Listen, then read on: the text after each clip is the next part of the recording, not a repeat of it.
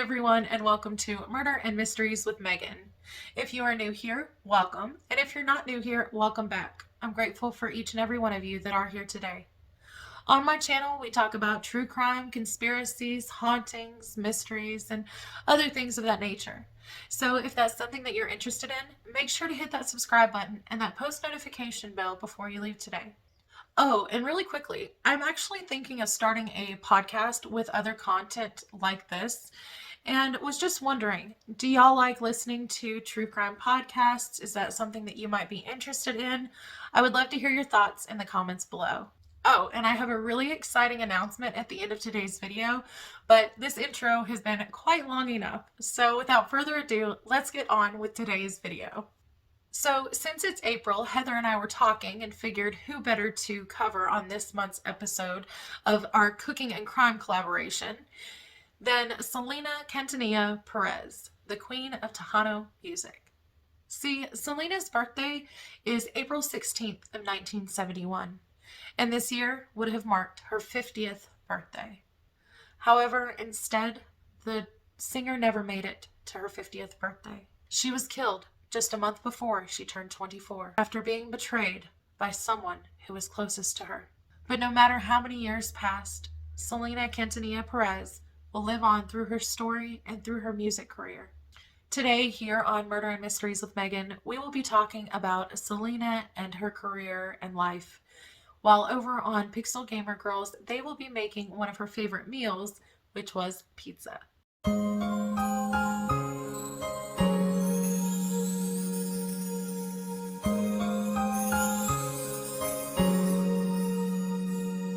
Hey, this is Pixel Gamer Girl Heather, and our murder and dinner mysteries this month are going to be about the murder of Selena. Alright, we've mixed our sauce together, and we're going to be letting that simmer on a low heat for about 20 minutes.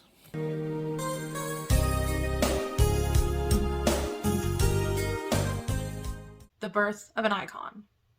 When Marcela Quintanilla went to the doctor at first, thinking that maybe she was pregnant, the doctor told her that she wouldn't be able to have another child after she had first had Suzette and AB.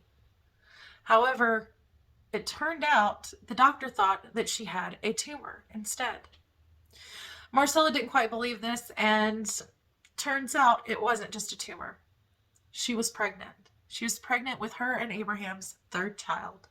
After finding out that Marcela and Abraham would have a child together, they began thinking of names that they could possibly name this new baby a new addition to their family. But see, Marcela and Abraham were actually convinced that they were going to have another little boy. And so they came up with the name Marco Antonio Quintanilla. In some places it says Mark Anthony, but Marco Antonio Quintanilla is the information that I was able to find. On April 16th of 1971, Marcela actually went into labor in Lake Jackson, Texas, and she gave birth to a beautiful baby girl. They weren't quite expecting the "congratulations, it's a girl" that the doctor stated when the baby was born.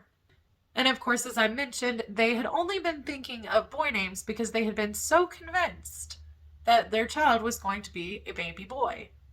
So now here they were. They had to pick another name for their newest addition. While the couple was trying to decide on a name for their baby, Marcella's roommate there in labor and delivery had stated that she had thought of the name Selena potentially for a baby of hers. See, Selena meant moon goddess. And immediately, they loved it. It stuck. And they decided to name their new baby girl Selena Quintanilla, the beginning of Selena's musical career. For the first 10 years of Selena's life, she always loved music. And she would love when her dad would come home at the end of a long day and sit down on the couch and begin to play his guitar. She would sit there and listen. One day, she sat down next to him and began singing as he was playing the guitar. At that moment, Abraham was so excited. He knew at this point that this was his way back into the music world. See, Abraham Quintanilla had actually been in a band before himself. He had been in the band prior to meeting Marcela, but then he also had joined once again after he left the military. and he continued to be a part of the band until Suzette, Selena's older sister, was around 2 years of age. That's when Abraham left the group for good. So when he heard the musical talent of his 9 to 10-year-old little girl, he knew he had to do something about this.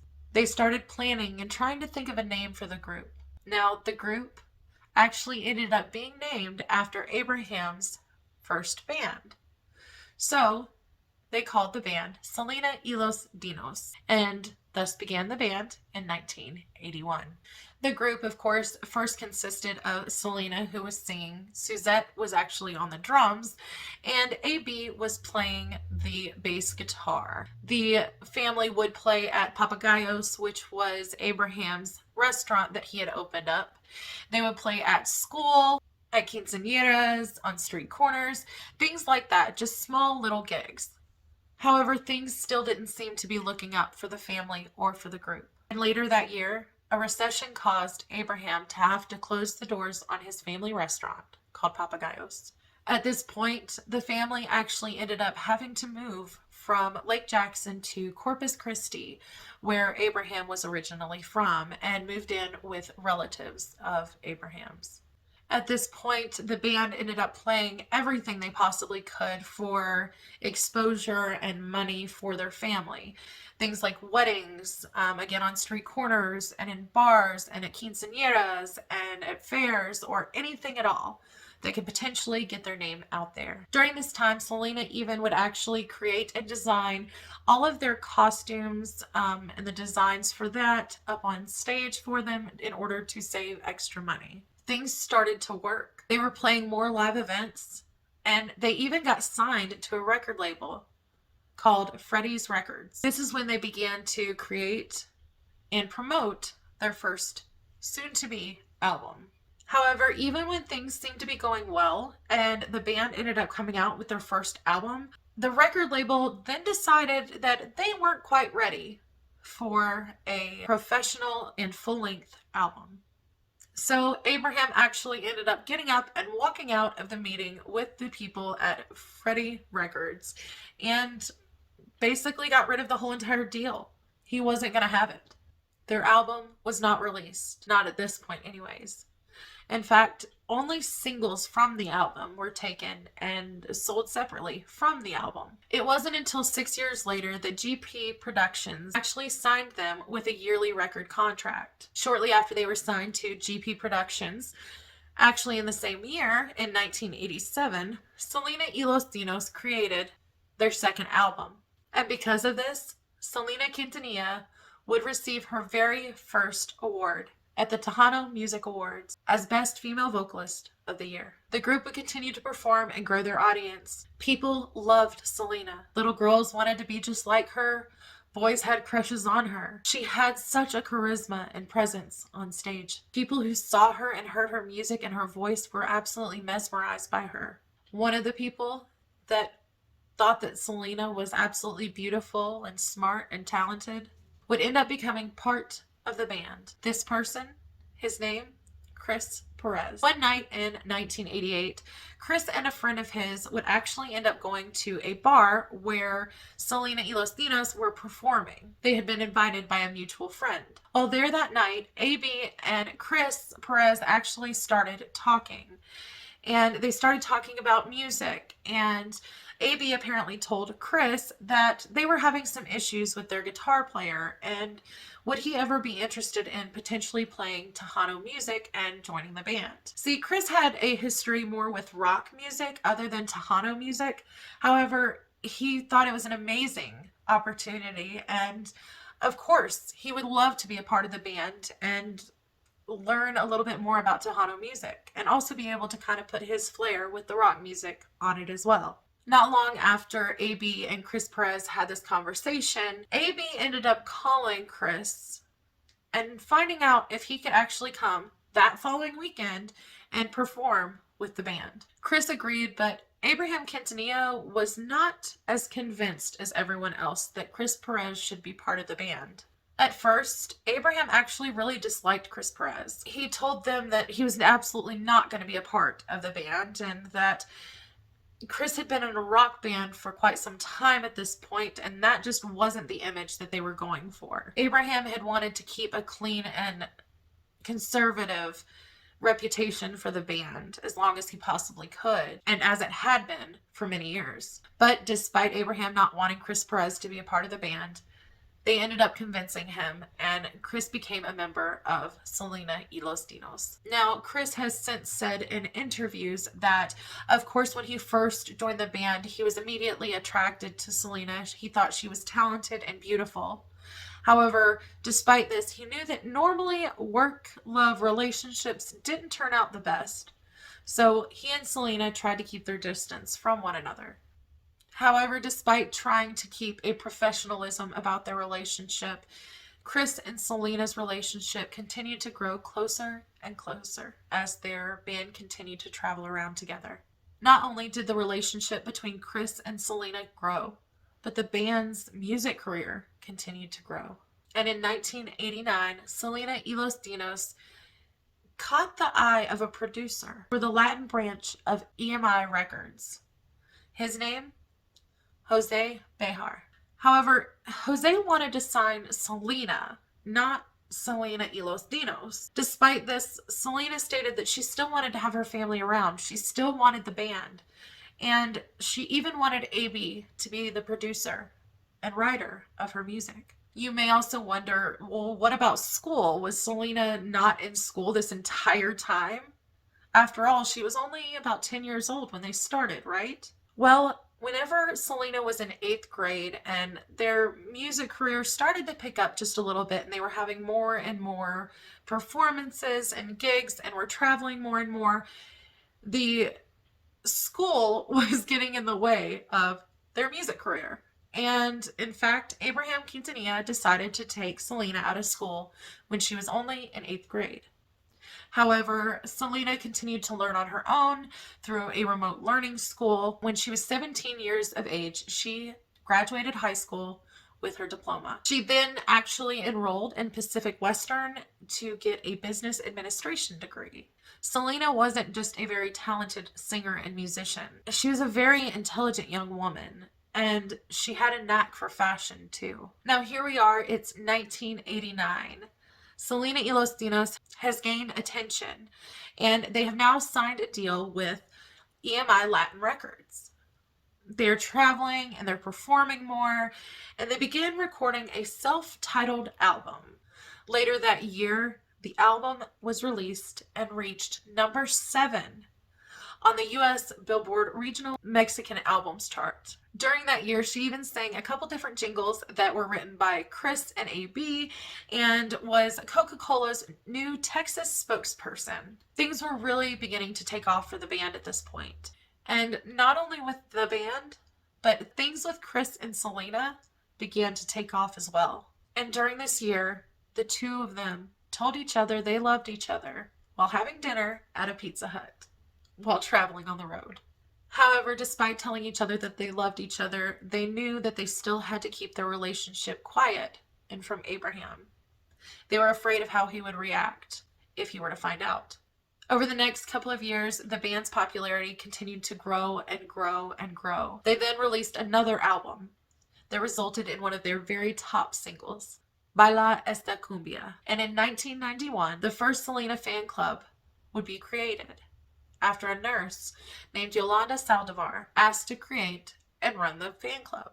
Now, this decision to allow Yolanda Saldivar to run the fan club would turn out to be a deadly one. Yolanda Saldivar's relationship began to grow quickly with Selena and her family as they continued to work closely together, promoting the band and Selena's name as acting president of the fan club. And soon, Yolanda was a trusted and close friend of the Quintanilla family.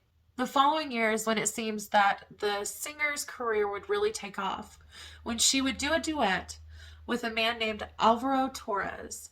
And this duet, the name of the song was Buenos Amigos. This song topped the charts and even gave Selena her very first number 1 on the US Billboard Latin charts. She was also nominated for 2 different awards at the 1992 US Billboard Awards, and even got an award at the Tejano Music Awards that same year in 1992. Things seemed to be going wonderfully for the young Tejano music star. She was accomplishing her dreams and she was in love. However, despite her and Chris trying to keep their relationship quiet for the past 2 years and doing a pretty good job of it, Abraham ended up walking into the bus one evening and saw Selena and Chris talking in a more intimate setting. Immediately, he confronted Chris and Selena about the situation to ask what their relationship was and to let them know that he did not approve of anything within the two of them, that they could not be in a relationship together.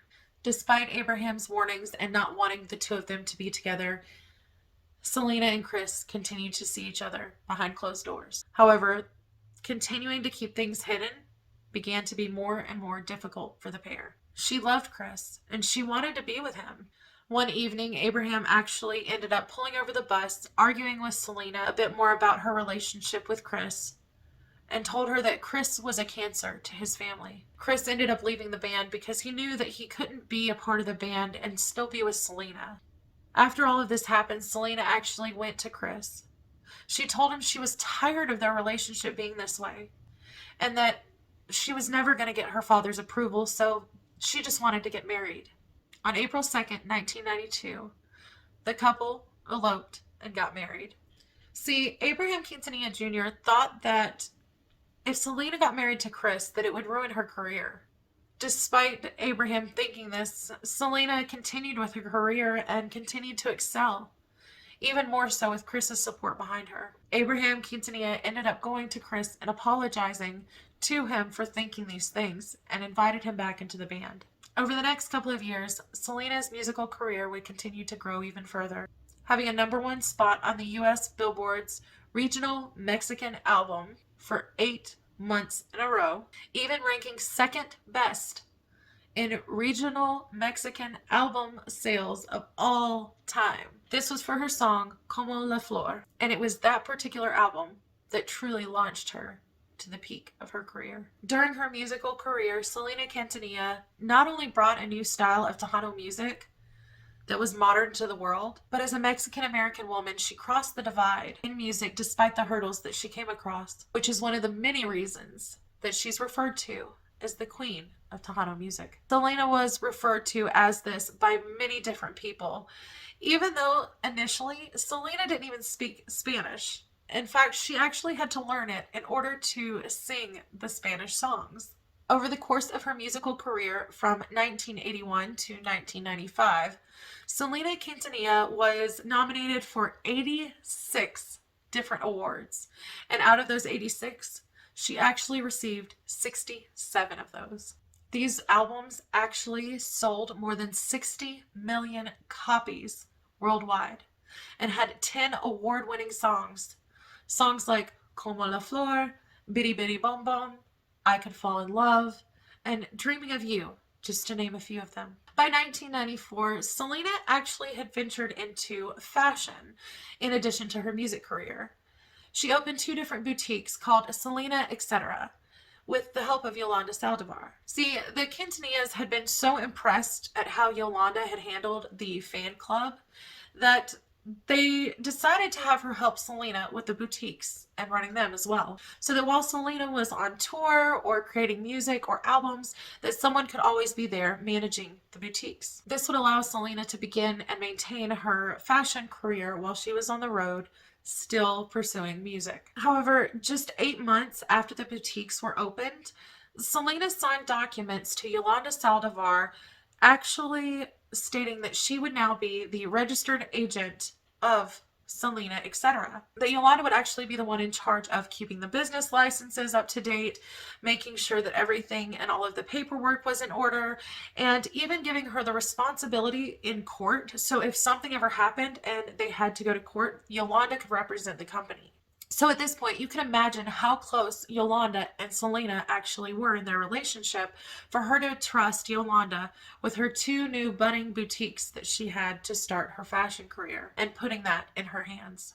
However, over the course of the next year, from 1994 to 1995, Selena and Yolanda's relationship slowly started to deteriorate. See, Yolanda had a credit card and access to all the financial documents within the fan club and the boutiques now, but employees started to complain about her. Other members of the Quintanilla family and other even designers that would work with them in the fashion boutique would come to Selena stating that they did not like Yolanda and they didn't think that she was someone that should be trusted. Of course, Selena didn't want to believe that one of her closest allies and friends would do this to her. I mean, this was her business partner and her best friend.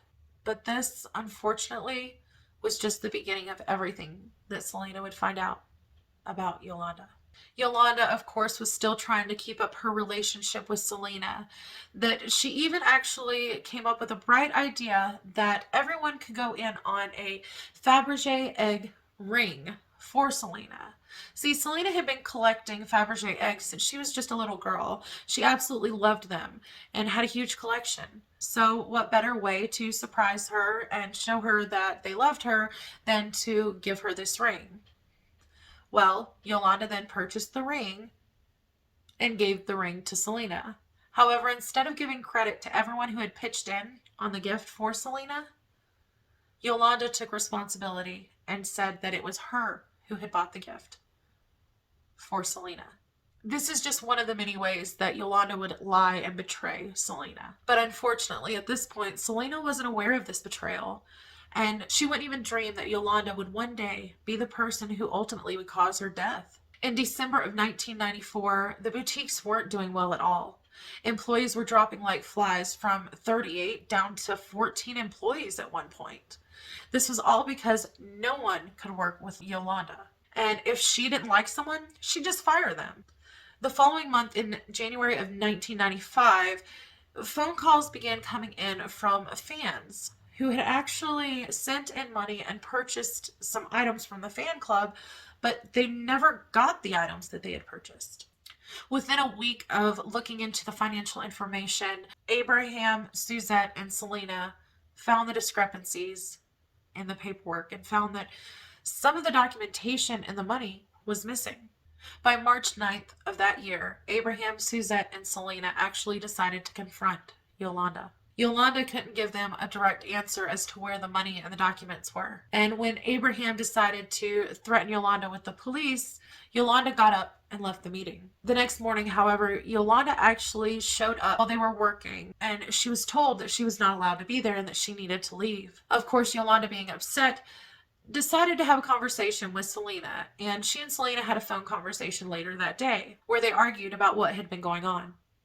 Selena was still in shock and couldn't believe that the person that she had trusted outside of her husband and her family had decided to steal from her, lie to her, and treat her this way. And she would have done anything to help Yolanda. She didn't understand why she would do this.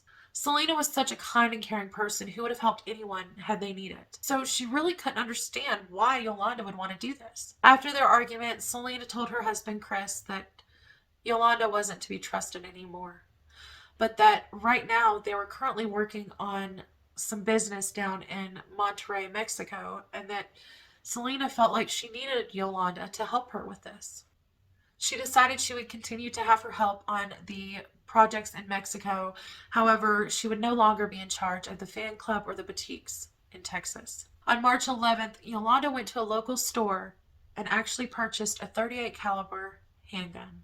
Yolanda had told the clerk that sold it to her that she was an actual home aid nurse and that she needed the gun for protection because one of her patients' family members had threatened her.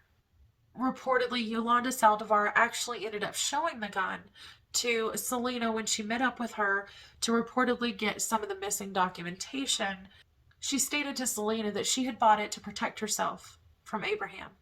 Selena then assured Yolanda that everything would be okay, that she wouldn't let anything happen to her. She just needed to get rid of the gun and take it back. Selena then asked Yolanda if she would accompany her to Mexico for a tour of the area. Yolanda ended up deciding to go to Mexico with Selena, and she actually returned the gun before she left with her. Once the two of them returned from Mexico, Selena ended up having to head to Tennessee to work on her upcoming English crossover album, the one that she had been dreaming about since she started her career. By the time that Selena returned to Texas, Yolanda still had not given her any answers as to where this missing money or documentation was.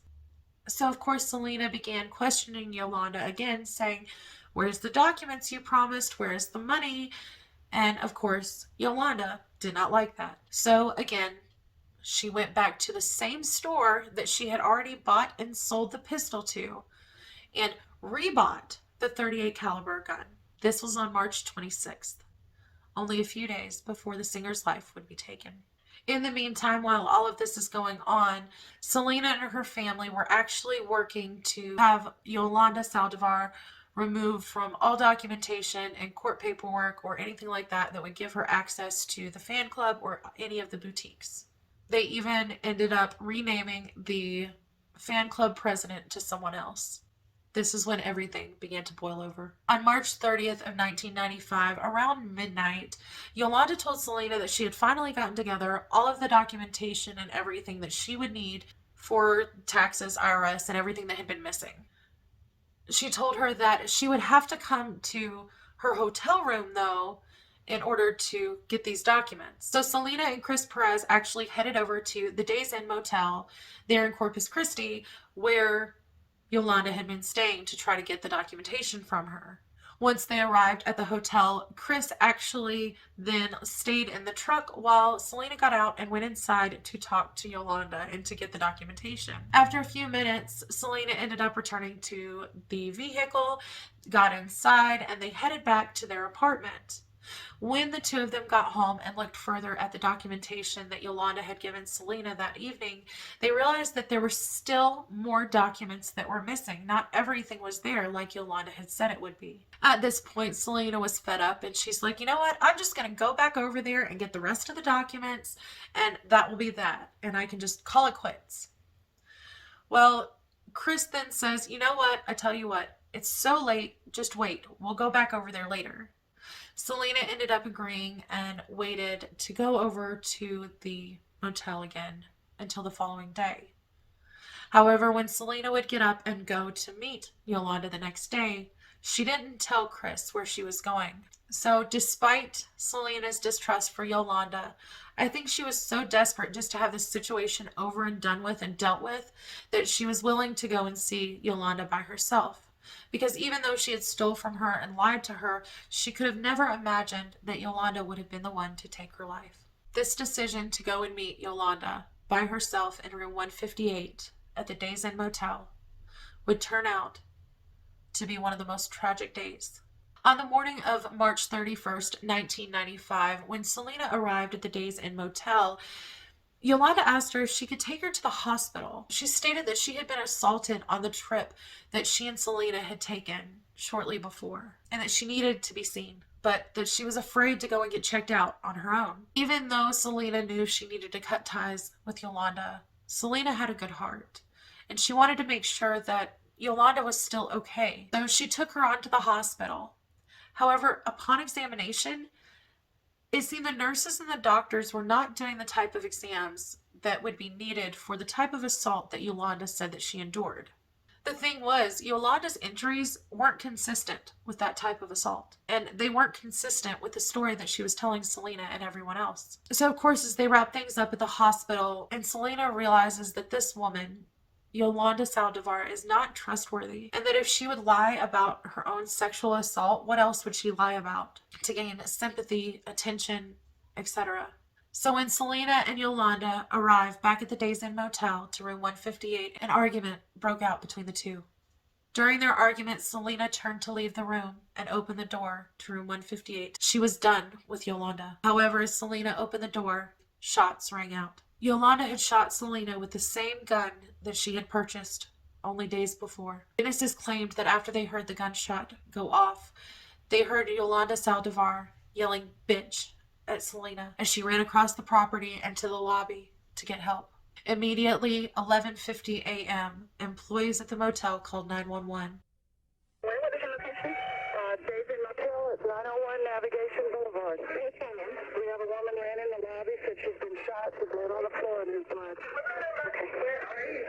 How old is she? She looks about 20. She's in the lobby right now? Yes, ma'am. She just passed out. Why do you have to call in? I think you need to send a police unit, too. It'll go off on me. You don't know anything else about who might have done it or anything like that? It's another lady that's all I know. We're trying to find out. And that, okay, and this lady's about 40 years old? 20. Okay. Oh, okay, ma'am. Thank you. 911 emergency. Hey, what do you know? Police officer, someone's been shot over here at Navigation. Days in? Okay, what's her number? What's her number? She's out here in the parking lot, 158. Okay, who shot her? The lady at 158 shot the lady over here. Okay, is the lady at 158 still there? I don't know. They shot somebody. She's taking off. She's with a vehicle on foot. She's a vehicle on foot. They don't know. Well, we need somebody can give us some information so we can get the suspect. I've already got the ambulance and the police over there. They're en route. I need a car. I need a rescue car. What does she look like? Her name? Yes. Yolanda? Yolanda? She's a suspect? Yes, ma'am. What's her last name? S-A-L-D-I-V-I-A. S-A-L-D. She's with Selena Incorporated, the lady from the singer. Okay, but where did she go? Do you know what she ran out? Which one she ran and what is she wearing? Yeah, we've already got the police and the ambulance en route over there, but if somebody can give me some information, we can catch her. She can't tell me nothing. The lady that shot laying here on the floor. Okay, where did she get shot at? What part of her body? Part of the body that she got. Yeah. What part of the body did she get shot? In her back. In the back. Okay, if y'all come across any information about suspect, you call me right back, okay? All right, bye-bye. Despite employees calling 911 and the ambulance arriving only a couple of minutes after the 911 call, Selena was fading fast. The ambulance rushed Selena to the hospital. However, at 1:05 p.m., Selena Quintanilla Perez was pronounced dead at only 23 years of age. During all of this chaos, Yolanda ended up running back towards her room and trying to jump in her truck to take off.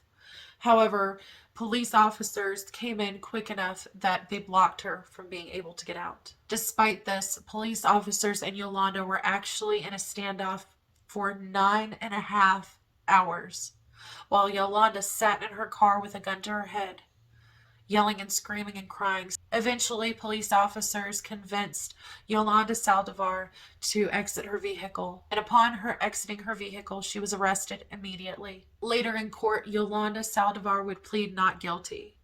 However, despite this, after calling around 50 witnesses for the prosecution and bringing up all of the evidence against Yolanda Saldivar, the jury came to a verdict in October of 1995 after only 2 hours of deliberation. Yolanda Saldivar was found guilty on one count of first-degree murder, and she was convicted to life in prison with the possibility of parole. She will be up for parole in March of 2025. Yolanda has tried since 2014 to take this back to court. She stated that evidence went missing and that there were other witnesses that were never called to the stand. However, she has remained unsuccessful, and Yolanda Saldivar still remains behind bars for taking the life of the beautiful, kind-hearted, and talented Tejano music queen, Selena Quintanilla Perez. After Selena's death, her English crossover album was actually released in 1995, and it quickly became a success, debuting on the top 200 US billboards,